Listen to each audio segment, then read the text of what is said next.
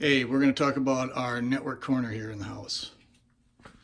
You can see at the top we've got a patch panel where everything comes in and goes out.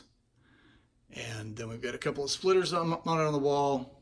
I've got a little shelf where I've got my cable modem, and then we've got electrical coming in here.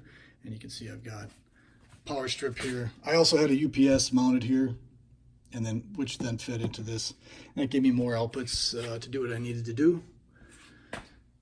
So to start with, the patch panel, basically there's a label for each outlet upstairs in one of the rooms, and then the rooms are coded. So for instance, up on the top there you can see we've got 2A, 2B, 2C, 2D. So now if we come down here and look at our chart on the wall, you can decode what those are. So 2A was 2A is the run. It was roughed in and tested in 2007 when we installed the house.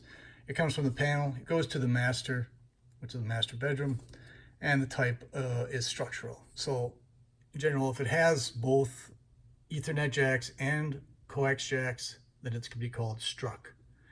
If it just has coax, then you'll only see coax here. If it's just Ethernet, then you'll see Cat5. And then these are notes as far as how I'm currently using things. So, internet. I've got Spectrum for internet, that's cable internet. So that comes in here, where you can see it says cable in. This line comes down, goes into my cable modem. Coming out of the cable modem is the Ethernet, and I run that up into the patch panel because my router is upstairs in the office. Get better coverage with the signal by having the router up high in the house.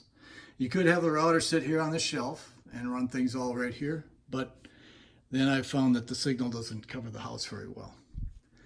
So the Ethernet goes up to the office, and then the Wi-Fi router is up there. So the Wi-Fi signal comes from the router upstairs. But then there's also hardwired Ethernet that I want to have run to different places in the house. So what I do then is I take one of the outputs of the router and I run an Ethernet cable out of that and run it back into the jack in the same outlet. And so I have Ethernet coming out of here then.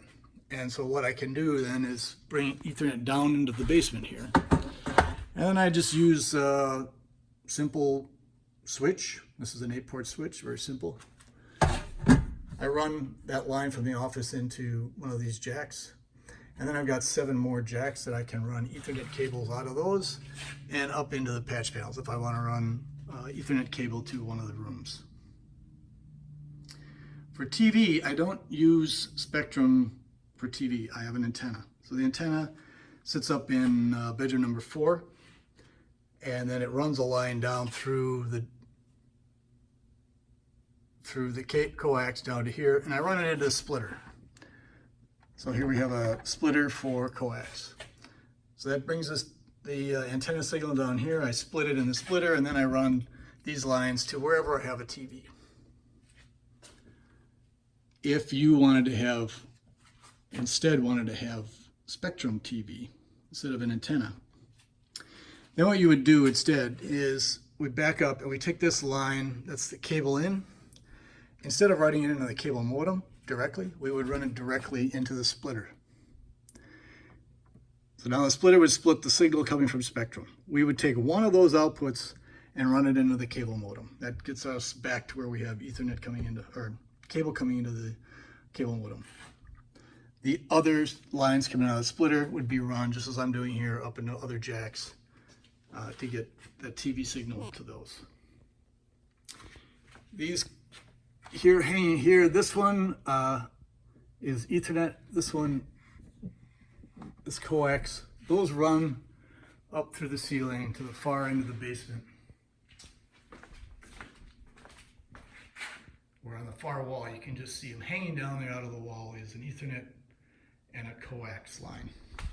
We had a TV over there next to the exercise equipment, so we were able to have TV, and also because we had Ethernet, we could run a Roku box or something like that to stream TV shows.